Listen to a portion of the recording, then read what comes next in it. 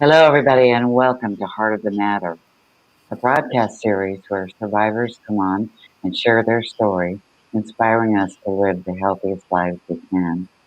I want to remind everyone that heart disease is the number one killer of women, taking the lives of 1 in 4. 48 million women live with some sort of heart disease in the United States today. I tell you those statistics because my guest today is a heart disease survivor. I'm so thrilled to have with me today Kari Gammell, who I met during my Women Heart training in 2018. And she's a great pal and a good friend and a good heart sister. And she's speaking to us today from Vancouver, Washington. Let me introduce you to her. Kari is married to her husband, Gordon. She spends her days working full time as an accountant. She likes hiking, walking, and birding in the beautiful Pacific Northwest. And they have 3 cats, Pip and Scout, and BC stands for Black Cat. So I'm so thrilled she's here today because she has survived congenital heart disease, and her story is a fascinating one, inspiring to all. Please help me welcome Kari Gammell. Welcome, Kari. Thank you. I appreciate you being here. Good deal. Well, I'm going to ask Kari some questions after a bit, but I want her to start by telling us her heart story. Would you share with us, please? Yes. My heart story started basically when I was born. My mom noticed that there was something wrong, quote unquote, wrong with me. I was the third child of 4, and she realized that the blue lips, the lethargy wasn't normal. And after going to a couple of doctors, she started to keep track of what I was doing when these, she called them spells, would come on. And then she went to another doctor, and the doctor said, "Oh, no, no, she'll grow out of it like all the other ones did." And she said, "You can't tell me that my daughter isn't sick. The blue lips, she faints. There's something wrong with her." She took me and found a doctor that took one look at me and said, "He has a heart condition." And basically, at that point in time, my mom and dad could bring on one of my spells, and she did it. And he said, "Oh, yeah, definitely." So, lots of tests and everything. Went up to Seattle Children's Hospital, and that's where I had my first surgery at approximately the age of 2.5. They couldn't repair everything because I was considered too small. At that point in time, they uh, uh, put me back together and said, "Let her grow." So at the age of 5, they bundled me back up to Seattle, and I had my second. I always call it my last one, but it's not. Um, I had my second surgery, and they fixed everything. They patched up the hole between my left and right ventricle.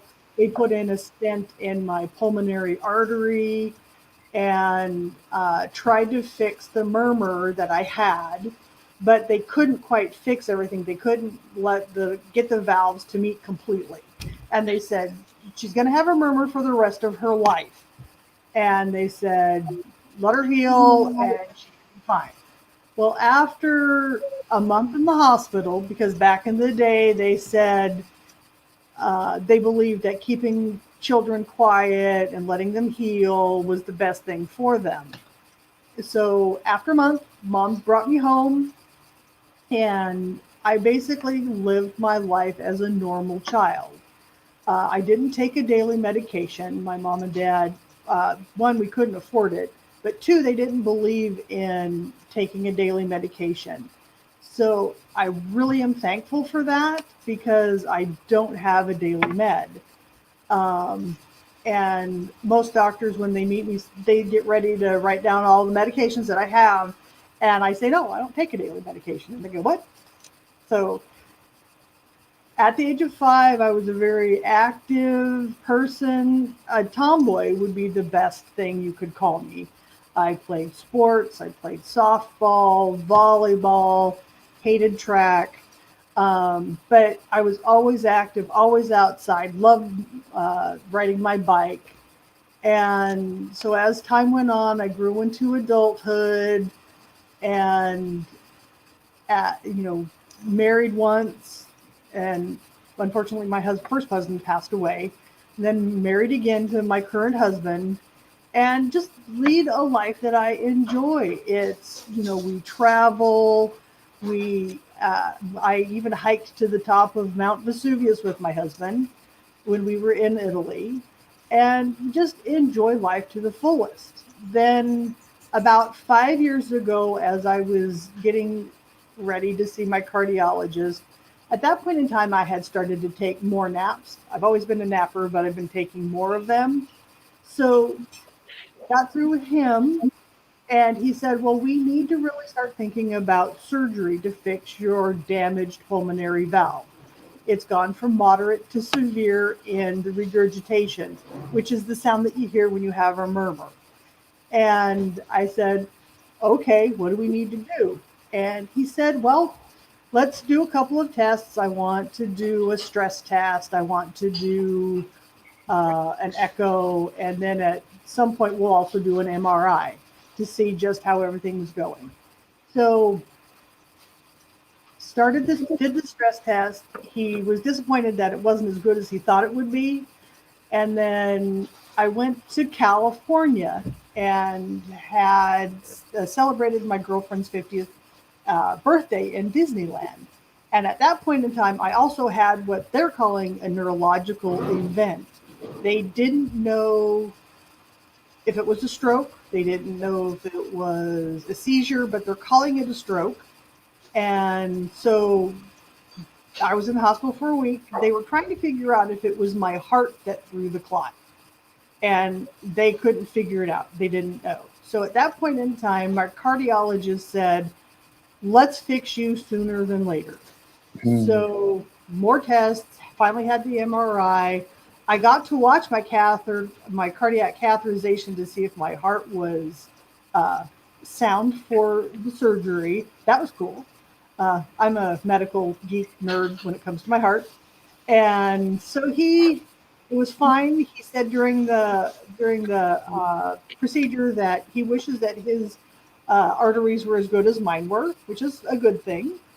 And so on December 2nd of 2015, I had my third open heart surgery where they placed a second stent. They augmented my right atrium and made it larger so that it could work better, and put in a titanium ring where the new pig valve went so they could um, put a new one in via cardiac catheterization if it ever fails. There's a approximately 20-year warranty on it. So I'm doing fine. As a matter of fact, I just had a set of my yearly uh, annual exam with my doctor, and he's pleased. He's happy of where I'm going and how I am. So, and again, I'm healed. It took me about a year to heal completely before I really felt my old self again. And they said it would take about that time. Hmm. Uh, and then I'm back to work, back to doing what I want. So went to the Mayo Clinic and met Susan as to be a women heart champion. Met some great women, and here I am today, telling you my That's story. right. Well, your story is so inspiring to me. And I am always amazed when I speak to a congenital heart disease survivor because you've lived your whole life with this. And so some of the questions that I normally ask have to do with, did you feel any emotions after you discovered what was going on with your heart? But you were a child. So have you felt in your lifetime have you ever felt some emotions around your heart disease? I've always been a positive person, and I've always felt like, as somewhat trite as this might be, every day is a present. Every day is a gift. Yeah, yes, I have my good days. Yes, I have my bad days. But, for me, it's like life is going and looking at, the flowers that are blooming. And it's early for flowers to be blooming this time of year. But there were some roses that were blooming. And it's like, that's the sort of thing that I really notice because it's the little things in life that will keep you going, that keep things positive. So I really try to be positive, and I think I do an okay job at doing that. Yeah, that's so important. To be positive, especially after you've had two open heart surgeries. Is that right? One as a child and one 5 years ago. Three. Three. I had first one at 2.5, my second one at 5, and then my third one when I was 40. Wait, or no, almost 50, 49. Okay. Have to do some math. Math is Well, hard. yeah, and you're an accountant. Anyway, Yes, I I still, don't. I'm still always amazed and inspired when I talk to someone like yourself, where you know nothing else as far as growing up. Yet you had a happy, active childhood, and the fact that you got this far without medications. Are you still on no meds? Actually, no. My current cardiologist has put me on furosemide because with the new valve, he doesn't want it to go into overtime, and so he just wants to keep all that excess water off of me. And then he has me on losartan, Yeah, and it has nothing to do with high blood pressure or anything. It's to protect my heart. So gotcha. those are the things I take. I take them every day. I try to be good, but life is life. I know thousands of people take that same med. Okay, so let me Mhm. ask you this. Yeah. Um, how's your lifestyle? Do you find yourself do you do any of the hard things that are recommended, like eating and heart healthy, exercising, that kind of thing? Yes, I try to. Being active has always been important to me. With my job, it's kind of hard sometimes to get out there and be active. I don't normally make New Year's resolutions, but I do have one that is to get more active, at least do half an hour of something during the day.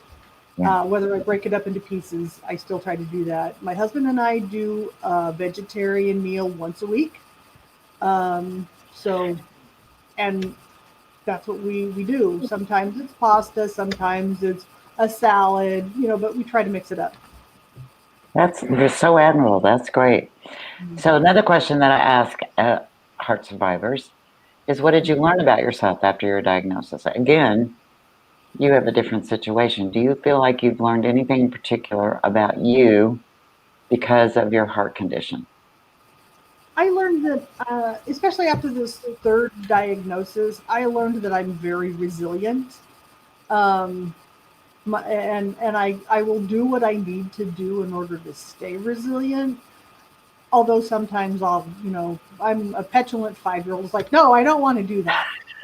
But my husband's going, okay, come on, honey. Especially right after I got home from surgery, it's like you need to go wander around the house.